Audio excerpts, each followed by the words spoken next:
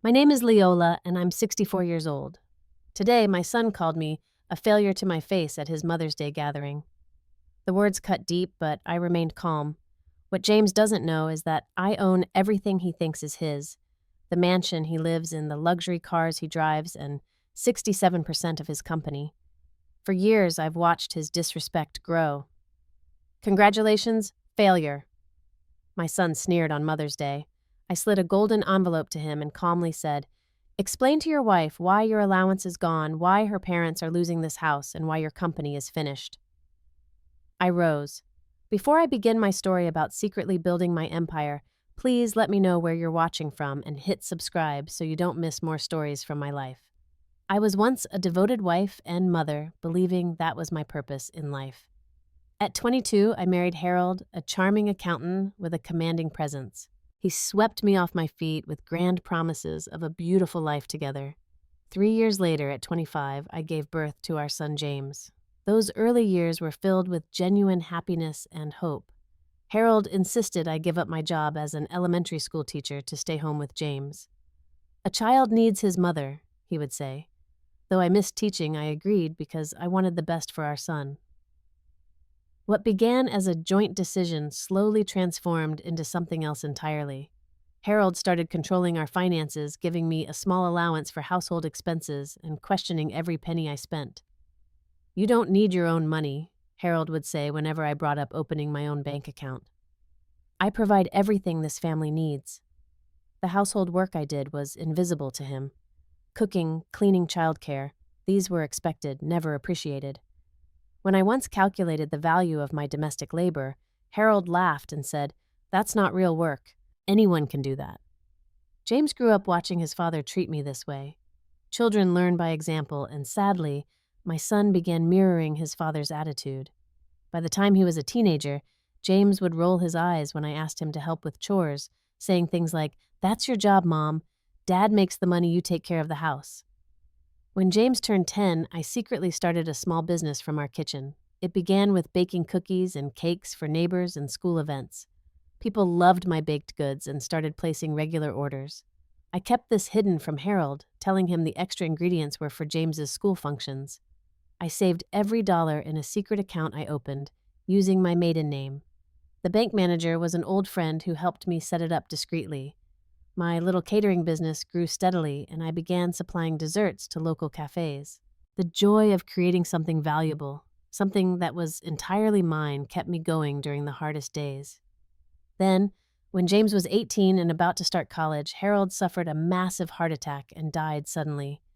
Instead of bringing James and me closer, this tragedy drove a wedge between us. James blamed me for his father's death, convinced that Harold worked himself to exhaustion because I couldn't contribute financially. "If you had a real job, Dad wouldn't have had to work so hard," James spat during the days following the funeral. His words stung deeply, but I had no energy to fight back then. After Harold's death, I discovered the truth about our finances. Despite his job as an accountant and his constant boasting about being a great provider, Harold had accumulated massive debt.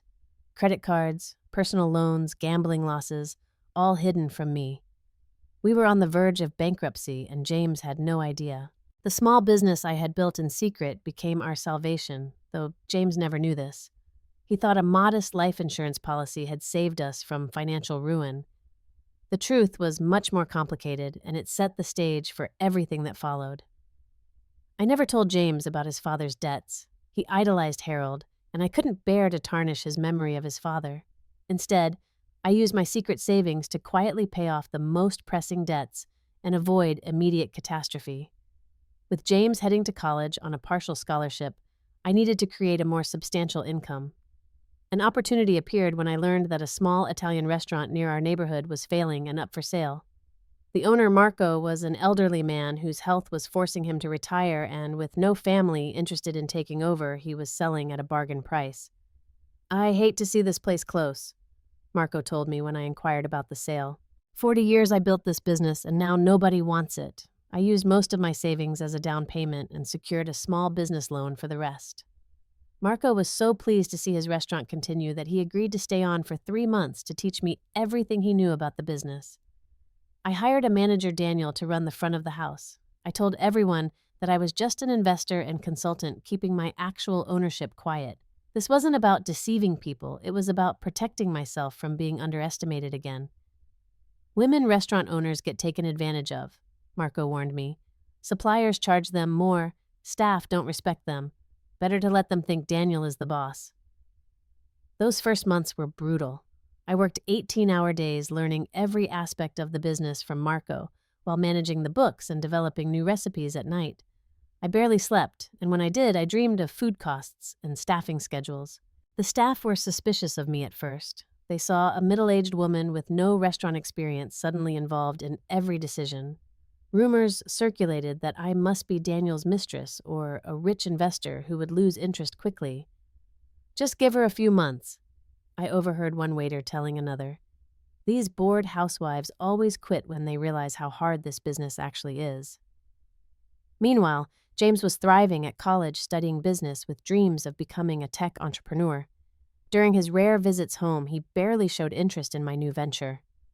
"A restaurant mom, really?" he scoffed during Thanksgiving break. "That's your big plan. Most restaurants fail in the first year." What James didn't know was that I was studying business administration at night, through online courses, applying everything I learned directly to the restaurant. 6 months in, we turned our first profit.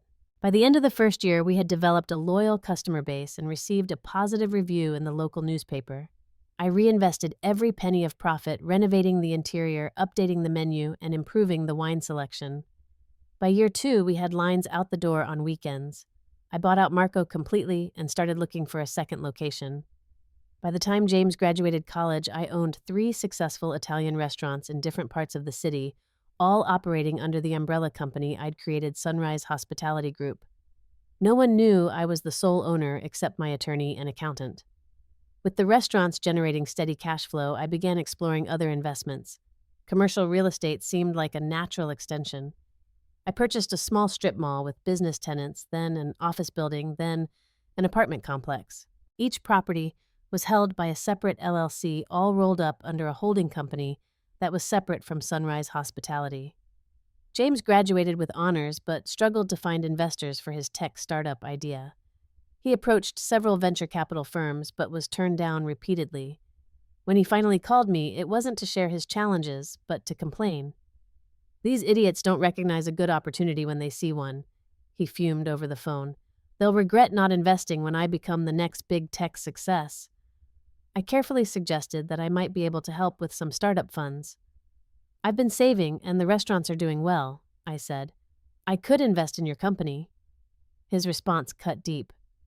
"No offense, Mom, but what do you know about tech startups? I need serious investors, not restaurant money. This is cutting-edge technology, not spaghetti and meatballs." That night, I made a decision that would shape our relationship for years to come. If James wouldn't accept my help directly, I would help him succeed without him knowing it was me. Not out of spite, but because I believed in him despite his attitude. I still loved my son and wanted him to succeed. I just wished he could see me as more than just a mom. James met Sophia during his first attempt at raising capital for his company. She came from a wealthy family and worked at a prestigious marketing firm. Tall, elegant, and ambitious Sophia was everything James aspired to have in his life. They were engaged within 6 months. Their wedding was lavish, held at Sophia's parents' country club. I wore my best dress and brought a handmade quilt as a gift, something I'd spent months creating.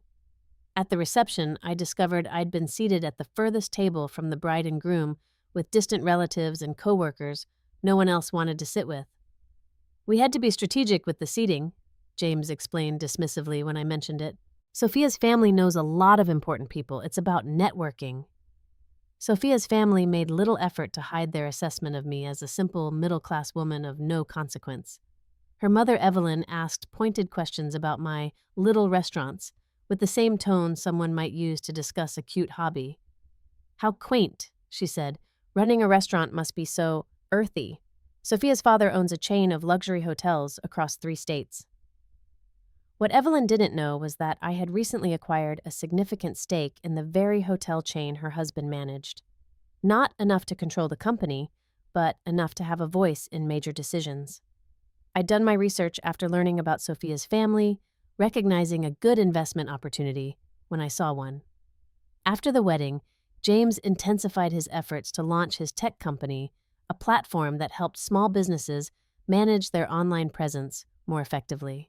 It was actually a good idea with real potential, but he still couldn't secure the funding he needed.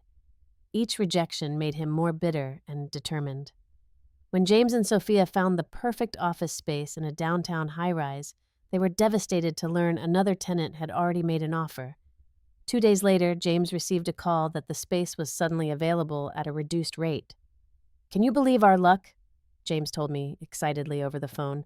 "The building management said the other tenant backed out and they're giving us a discount because they need to fill the space quickly." What he didn't know was that I had purchased the entire building through one of my investment companies the week before after hearing about his interest in it. I instructed the management company to make the space available to James's startup at below market rent. Similarly, when James struggled to find investors, several venture capital funds suddenly expressed interest in his company. These were funds where I had established relationships and invested my own money, allowing me to suggest promising startups for them to consider. Within 18 months, James's company had launched its product and was gaining traction in the market. He believed his success was entirely due to his business acumen and persuasive pitches. With each milestone, his ego inflated further and his treatment of me worsened. "You wouldn't understand what I've accomplished, Mom," he said during a rare dinner together. "Building a tech company requires vision and intelligence. I've created something revolutionary." I smiled and nodded, genuinely proud of his hard work, while silently aware of the guardrails I'd installed to prevent his failure. My ownership stakes and investments were all hidden behind layers of corporations' LLCs and investment vehicles. Even if James had tried to investigate, he would have found it nearly impossible to trace anything back to me. As the company grew, Sophia pushed James to display their newfound success. They needed a bigger house in an exclusive neighborhood, luxury cars, designer clothes, and memberships to elite clubs. Their lifestyle expanded rapidly, fueled by James's growing company valuation rather than actual profits. "We need to look successful to be taken seriously," Sophia insisted when James expressed concern about their spending. "Perception is reality in business." When they found their dream home, a 6-bedroom mansion in the most prestigious neighborhood, I ensured they got it. The property was purchased by one of my real estate companies and leased to James at a fraction of its true market value. Similar arrangements were made for their luxury cars and even their vacation property by the lake. All the while, I continued living in my modest 3-bedroom home, driving my 5-year-old sedan, and running my growing business empire from a simple office above my original restaurant. My wealth existed on paper and in influence, not in ostentatious displays that would have revealed my true financial status to my son. My empire continued to grow steadily. The restaurant group expanded to 15 locations across 3 states. My real estate holdings tripled in value during a market boom. I diversified into other investments, always with the same careful, methodical approach that had served me well. And through it all, my son never suspected that his mother, the failure, who just ran a few restaurants, was actually the silent force enabling his success. While James and Sophia lived in their mansion and socialized with the city's elite, I maintained my simple lifestyle in a comfortable but modest condominium downtown. I could have afforded anything they had, but I found joy in simplicity and purpose in my work. My restaurants had become local institutions. I took pride in creating environments where families celebrated special occasions, couples fell in love, and communities gathered. I knew the names of regular customers and their favorite dishes. This connection to real people kept me grounded as my wealth grew. James and Sophia rarely visited me. When they did, it was usually because they needed something, typically childcare, for their daughter Amanda. Born 5 years into their marriage, Amanda quickly became the light of my life. Unlike her parents, 7-year-old Amanda showed none of their materialistic tendencies or status consciousness. She was curious, kind, and seemed genuinely happy during her visits with me. "Grandma, can we bake cookies again?" she would ask, her eyes lighting up at the prospect of our special time together. "And can you tell me more stories about when you were little?" I treasured these moments with Amanda, teaching her to cook, telling her stories about my childhood, and trying to instill values that seemed increasingly absent in her home environment. I worried about the example being set for her by her parents, who measured worth by wealth and status. "Why do you live here when our house is so much bigger?" Amanda asked innocently one day. "Because this is all I need to be happy," I explained. "The size of your house doesn't determine your happiness. It's the love inside it that matters." James, meanwhile, had become increasingly dismissive of me as his company grew. Our phone conversations were brief and one-sided with him, barely asking about my life before launching into tales of his latest business triumph or acquisition. The few times he and Sophia invited me to their home for dinner, I felt like an afterthought. Sophia would make subtle comments about my clothes or hair, suggesting places where I could update my appearance. James would interrupt my stories or check his phone while I was speaking. "Mom, no one wants to hear about restaurant problems," he once said when I mentioned a challenge with a supplier. "We're trying to enjoy dinner." Sophia's attitude toward me was even worse. She clearly considered me an embarrassment, someone to be tolerated rather than included. She orchestrated social events to minimize my interaction with their important friends and often forgot to invite me to family gatherings until the last minute. "Oh, James, did you remember to call your mother about the charity gala?" she would say within my hearing, as if suddenly remembering an unpleasant task. The most painful moments were when I overheard James talking about me to others. At one of their parties, I walked past his home office and heard him speaking to a business associate. "My mother, she runs a few little restaurants. Nothing special, just neighborhood Italian places. Old school, you know. She never really understood modern business. I'm the first in the family to build something significant." Each dismissal and belittling comment stung, but I reminded myself that I wasn't building my wealth for recognition. I had long ago decided that my success would be measured by my impact on others, not by accolades or acknowledgement. The situation worsened when Sophia's parents faced financial difficulties. Their hotel chain had been mismanaged, taking on too much debt for rapid expansion just before a downturn in the travel industry. When they were at risk of losing their primary residence, James and Sophia invited them to move into the mansion. Evelyn and Richard Sophia's parents brought their entitlement and condescension with them. Family dinners, which I was occasionally invited to, became showcases for their thinly veiled insults. "Leola, you simply must try this wine," Richard would say, though perhaps it's too refined for someone used to serving house red at a casual restaurant. Evelyn was worse, often speaking about me in the third person, even when I was present. "Sophia, does James's mother understand anything about the challenges of running actual hotels? Her little restaurants are so simple by comparison."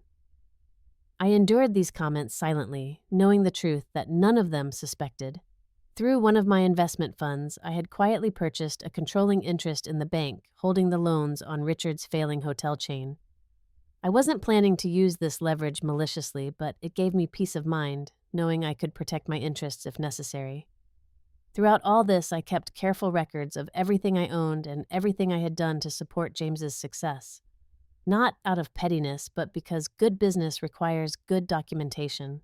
I never planned to reveal these secrets, hoping that someday James would mature enough to appreciate me for who I was, not what I owned. But life rarely goes according to plan, and sometimes even the most patient person reaches their breaking point. The Mother's Day celebration at James and Sophia's mansion was ostensibly for all the mothers in the family, but it was clear from the planning that Evelyn was the guest of honor. The decorations, menu, and entertainment were all tailored to her preferences. I was invited almost as an afterthought. James called 3 days before the event, his tone suggesting he was checking a task off a list rather than genuinely wanting my presence. "We're doing a thing for Mother's Day on Sunday. 2:00, business casual dress," he said, not even waiting for my response before adding, "Amanda's been asking about you." That final comment revealed the real reason for my invitation.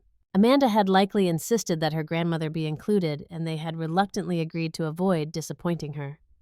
Nevertheless, I was happy for the chance to see my granddaughter. I spent the day before the party baking Amanda's favorite lemon cookies and knitting a beautiful cashmere scarf for Sophia, despite our difficult relationship. For James, I had knitted a matching cashmere sweater in his favorite color, working on it for months in the evenings, after long days managing my businesses. I arrived exactly on time, carrying my homemade gifts in a simple but elegant bag. The house was filled with guests, most of whom were Sophia's family and friends, along with some of James's business associates and their wives. Amanda spotted me immediately and ran across the marble foyer. "Grandma, I knew you'd come." She threw her arms around my waist, and for a moment, all the hurt melted away. James greeted me with a distracted kiss on the cheek before being pulled away by some investors. Sophia barely acknowledged my arrival, busy ensuring the catering staff arranged the crudité platter to her specifications. I placed my gifts on the designated table, noticing it was already piled high with expensively wrapped packages, most tagged for Evelyn. Mine, in their simple wrapping, looked out of place among the designer gift bags and professional bows. Throughout the afternoon, I was largely ignored by the adults, though Amanda stayed by my side whenever she could escape her mother's watchful eye. I didn't mind the solitude, using the opportunity to observe the dynamics of my son's social circle. The real trouble began during the gift opening. Evelyn went first, exclaiming dramatically over each expensive present. When it was my turn, I opened a generic spa gift card from James and Sophia. It was clear they had put no thought into it, probably having an assistant pick it up at the last minute. "Thank you," I said sincerely, refusing to let my disappointment show. "This will be lovely." Then James and Sophia opened my gifts to them. The moment Sophia unwrapped the hand-knitted cashmere scarf, her expression shifted from anticipation to poorly concealed disdain. "How homemade," she said, placing it aside quickly. "Very crafty." James's reaction to his sweater was worse. He barely looked at it before saying, "Mom, you know I wear designer clothes now. I can't exactly show up to board meetings in a homemade sweater." I felt my face flush with embarrassment as several guests exchanged glances. Amanda, sensing my discomfort, piped up. "I think they're beautiful, Grandma. Can you teach me to make one?" Sophia quickly redirected Amanda to help Evelyn with her gifts, shooting me an annoyed look as if I had deliberately embarrassed them with my handmade presents.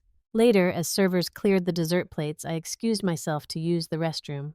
Taking a wrong turn in the massive house, I found myself near James's study, where he was speaking with two men I recognized as major investors in his company. "My mother," I heard James say with a laugh. "She's from a different generation, completely out of touch with modern business. Runs a few mediocre restaurants and thinks that makes her an entrepreneur." One of the men asked something I couldn't hear, and James responded, "God, no, I built this company from nothing. No family, money, or connections. Just hard work and vision, something my mother never understood. She's basically been a failure her whole life, living small while I created all this." I froze my hand against the wall for support. The casual cruelty in his voice, the dismissive tone, the outright lies about building his company from nothing, when I had silently provided so much of the foundation, it was too much. I must have made a sound because the conversation stopped and James appeared in the doorway. Seeing me, his expression shifted from surprise to annoyance. "Mom, this area is off limits to guests," he said sharply. "The party is back that way." "I got lost," I said quietly, fighting to keep my voice steady. "Your house is very large." "Well, now you found us," he said with forced cheerfulness, stepping into the hallway. "Gentlemen, this is my mother. Mom, these are partners from Westlake Ventures." The men nodded politely, but I could see the assessment in their eyes, comparing the woman before them to the description James had just given. In my simple dress and minimal jewelry, I certainly didn't look like the mother of a tech mogul. One of them, attempting kindness, said, "James tells us you're in the restaurant business. That must be interesting." Before I could answer, James jumped in. "Just local places, nothing fancy. Mom's always kept things small and safe. Not the entrepreneurial type, right, Mom?" I looked at my son, really looked at him, and saw a stranger. This polished, arrogant man who belittled his mother to impress others bore little resemblance to the boy I had raised and sacrificed for. "Everyone has their own definition of success," I said finally, my voice steady despite the pain in my chest. James ushered me back toward the main party, clearly eager to return to his important conversation. As we rejoined the gathering, Evelyn was holding court in the center of the room, describing her recent Mediterranean cruise to rapt listeners. Seeing me, she paused and said loudly, "Leola, darling, I was just saying how fortunate James is to have succeeded despite his humble beginnings. You must be so grateful he was able to rise above his circumstances." Several guests looked uncomfortable at this thinly veiled insult, but James actually laughed. Then, raising his champagne glass in a mock toast directed at me, he said the words that would change everything. Congratulations, failure. The room fell silent. Even Sophia looked shocked at the public cruelty of his statement. I felt tears threatening, but refused to let them fall. Amanda, who had been playing nearby, ran to my side and took my hand, glaring at her father. "Daddy, that's mean," she cried. "Grandma isn't a failure." Sophia quickly pulled Amanda away, whispering something about adult conversations and sending her upstairs with the nanny. The party resumed with forced laughter and deliberately loud conversations, everyone pretending the uncomfortable moment hadn't happened. I quietly gathered my purse and slipped out without saying goodbye, my mind already formulating what needed to happen next. As I drove home, a strange calm settled over me. After years of silent support and endless forgiveness, I had finally reached my limit. The time had come for truth. Not for revenge, but for justice, and maybe for healing. The moment I arrived home, I called my attorney, Stanley Weber. We had worked together for 15 years, and he was one of the few people who knew the full extent of my business holdings. "Stan, I need all the documentation on James's company properties and vehicles. Everything," I said, without preamble. "All of it. Leola, that's dozens of files," he replied, concerned. "Has something happened?" "Yes," I said simply. "It's time for the truth." Over the next 3 days, I barely slept. Stan delivered boxes of legal documents to my condo. I spread them across my dining table, organizing them chronologically and by category: property deeds, investment statements, corporate ownership certificates, loan agreements, and bank transfers. The evidence of my involvement in James's success was overwhelming. Through various entities, I owned 67% of his company's shares. I held the deeds to the mansion he and Sophia lived in, the vacation house by the lake, and the building housing his company headquarters. The luxury cars they drove were leased through one of my companies at far below market rates. Even more significantly, I discovered that Sophia's parents' financial situation was worse than I'd realized. Richard had taken out a large personal loan against their primary residence to invest in a failing resort project. The loan was now held by one of the banks where my investment group had a controlling interest. I had never intended to use this information as leverage. These investments had been made to help my son succeed, to give him advantages I never had. But his cruelty had forced my hand. While gathering these documents, I also began preparations for something else: protecting Amanda's future. With Stan's help, I established an irrevocable trust for her education and future needs, completely separate from her parents' finances. Whatever happened next, my granddaughter would be secure. I also made arrangements to transfer operational control of my restaurant group to my trusted executive team. They had been running the day-to-day business efficiently for years with my guidance on major decisions. It was time they knew the full scope of what they were managing. On the third day after the Mother's Day disaster, I had everything prepared. I placed the most critical documents in a large golden envelope, the color a subtle nod to the wealth I had quietly amassed while living simply. I dressed carefully in a tailored navy suit I'd had made for important business meetings but had never worn around James. I called James's office, directly bypassing his assistant, who usually screened his calls. "Mom, why are you calling my direct line?" he answered, sounding irritated at the interruption. "I need to see you today," I said firmly. "At your house. 5 o'clock. "Today I have meetings all afternoon and dinner with investors tonight," he protested. "Cancel them," I replied, my voice leaving no room for argument. "This can't wait, and make sure Sophia and her parents are there." Perhaps it was my unusual tone or the directness of my request, but James agreed without further protest. "Fine, 5 o'clock, but we need to be done by 6:30. When I arrived at the mansion, James, Sophia, Evelyn, and Richard were waiting in the formal living room. Their expressions ranged from annoyed to concerned, clearly wondering what could be so important. "Leola, this is highly unusual," Evelyn began as I took a seat across from them. "James says you insisted on this meeting." I nodded, placing the golden envelope on the coffee table between us. "I won't take much of your time. I just need to clarify a few things." James sighed dramatically. "If this is about what I said at the party, can it wait? We have the Westlake dinner tonight, and Sophia needs time to get ready." "This will only take as long as needed," I replied calmly. I've been thinking about our relationship, James, about how you see me and what you believe about your success.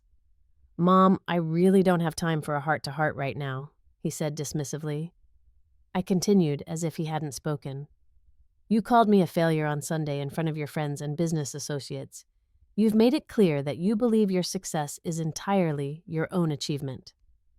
Sophia shifted uncomfortably.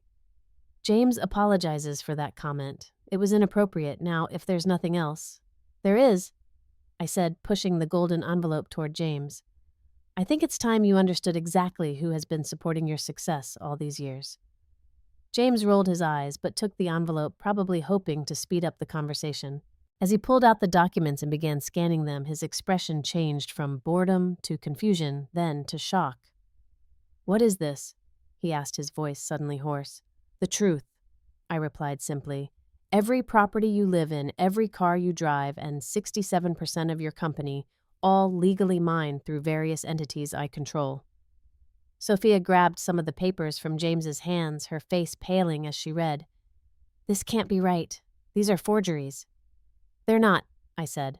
Call Stanley Weber if you don't believe me. He's been my attorney for 15 years. Richard, sensing something serious, took some of the documents and examined them with the eye of someone experienced in business. These appear legitimate, he said slowly, looking at me with new awareness. Leola, are you saying you're the majority owner of James's company? Yes, I replied. Along with the mansion, you're all living in the cars, the vacation property, and several other investments James believes are his. The room fell silent as the reality sank in. James stared at me as if seeing me for the first time. Why? He finally managed. Why would you do this and never say anything? Because you needed to succeed on your own terms. I answered honestly. Because I loved you enough to help without taking credit. Because I thought someday you would mature enough to appreciate your mother without knowing she was wealthy. I stood up, smoothing my suit jacket, and looked directly at my son. I never planned to tell you any of this. I was content to support you from the shadows, to watch you build on the foundation I provided. But I will not be called a failure by the son whose success I silently enabled. James seemed unable to process what was happening, leafing through the documents with trembling hands. Sophia had begun to cry quietly, likely realizing the implications for their lifestyle. I picked up my purse and turned to leave, then paused and delivered the final blow. I've instructed my financial team to end all subsidies and preferential arrangements effective immediately. The rental rates on your properties will increase to market value. The company's shares will remain in my control until I decide otherwise. Then, looking directly at James, I spoke the words I had rehearsed. Explain to your wife why your allowance is gone, why her parents are losing this house, and why your company is finished. I rose. As I walked toward the door, James finally found his voice again. You can't do this. You can't just take everything. I turned back one last time. I'm not taking anything, James. I'm simply claiming what has always been mine. You have 3 days to decide whether you want to have a mother again or just a majority shareholder. With that, I left, closing the door on their stunned silence. The aftermath of my revelation was as chaotic as expected. James called my phone repeatedly that night, his messages evolving from angry demands to confused questions to finally, in the early hours of the morning, tearful pleas. I gave him the space to process, waiting until the following afternoon to respond. I'll meet you at my condo tomorrow at 10. Come alone, I texted back. When James arrived, he looked disheveled and exhausted, so different from the polished executive I'd seen at his home. I invited him in and offered coffee, maintaining a calm demeanor despite the tension. Why, Mom? He asked as soon as we sat down at my small kitchen table. Why did you hide all this from me for years, only to drop this bomb now? I took a deep breath, choosing my words carefully. I never intended to reveal any of it. Every investment I made was to help you succeed because I love you. I believed that someday you would respect me for who I am, not what I own. But you humiliated me in front of my family, he protested. And you humiliated me in front of your friends and business associates, I countered, gently. You called me a failure to my face, James. After years of quietly supporting you, that was what finally broke my heart. James fell silent, staring into his coffee cup. When he looked up, I saw something I hadn't seen in years: vulnerability. What happens now? Are you really going to take everything? I'm not taking anything that wasn't already legally mine, I explained. But no, I don't intend to destroy what you've built. That was never my goal. I slid a folder across the table, a new set of documents my attorney had prepared overnight. This is my proposal. You and I will attend counseling together once a week to rebuild our relationship. You'll maintain operational control of the company, but with genuine oversight from me as the majority shareholder. The properties will remain in my name, but with fair leases that reflect our family relationship. James scanned the documents, his business mind quickly grasping the terms. And if I refuse, then yes, everything changes, I said firmly. I won't continue enabling behavior that diminishes me. I deserve better, James. I'm your mother, but I'm also a successful businesswoman who built an empire while you were growing up. For perhaps the first time in his adult life, James really looked at me, not as just his mother, but as a whole person with accomplishments and dignity. I had no idea, he said quietly. All those years I thought you were just running a few small restaurants. I never imagined. You never asked, I pointed out. You assumed I was exactly what you saw on the surface. You never thought to look deeper or ask about my dreams and ambitions. We talked for hours that day, beginning the painful but necessary process of honesty. James shared his feelings of pressure and inadequacy, his fear of failure, and how he'd channeled those insecurities into arrogance. I told him about my years of silent work, the joy of building something meaningful, and the pain of being dismissed by my only child. The road ahead would not be easy. When James returned home, he faced a reckoning with Sophia and her parents. Sophia initially reacted with anger and accusations, feeling betrayed and humiliated. Her parents, particularly Richard, oscillated between outrage and calculated reassessment of their relationship with me. True to my word, I moved forward with the changes I had outlined. I relocated to a beautiful but modest house I owned in a quieter neighborhood, giving me more space to have Amanda visit. The operational structure of James's company was revised to reflect my majority ownership while still allowing him to run day-to-day operations. Most importantly, James and I began weekly counseling sessions with a therapist specializing in family business dynamics. The first few sessions were tense and awkward, with James struggling to see me as both his mother and a business equal. I still don't understand why you lived so simply when you could afford so much more, he said during one session. Because I found purpose in building something, not in showing it off, I explained. The restaurants, the real estate, the investments, they were about creating security and value, not about status. Gradually, painfully, our relationship began to heal. It took months before James could fully acknowledge the extent of his disrespect and the harm it had caused. It took even longer for me to trust that his change of heart was genuine and lasting. Sophia's journey was more complicated. Initially, she threatened divorce, humiliated by the revelation and the adjustments to their lifestyle, as they moved to a smaller, though still lovely home that they now properly paid for. But as she observed the changes in James and came to understand more about me, her perspective slowly shifted. I judged you unfairly, she admitted during a tense lunch, 6 months after my revelation. I saw what I expected to see, a simple woman with simple ambitions. I never thought to look beyond that. Amanda. My precious granddaughter became the bridge that helped heal our fractured family. Her unconditional love for both her parents and for me created spaces where we could come together despite the lingering awkwardness. Grandma is teaching me about business, she announced proudly at a family dinner, showing off the simple accounting book I'd helped her create for her lemonade stand. She says I'm a natural entrepreneur. The genuine smile this brought to James's face told me more than words could about his evolving perspective. 1 year after that fateful Mother's Day, our family gathered again. This time, at my house, a celebration organized jointly by James and Sophia. There were no ostentatious displays, no social climbing guests, just family and a few close friends. James raised his glass in a toast, his eyes meeting mine across the table.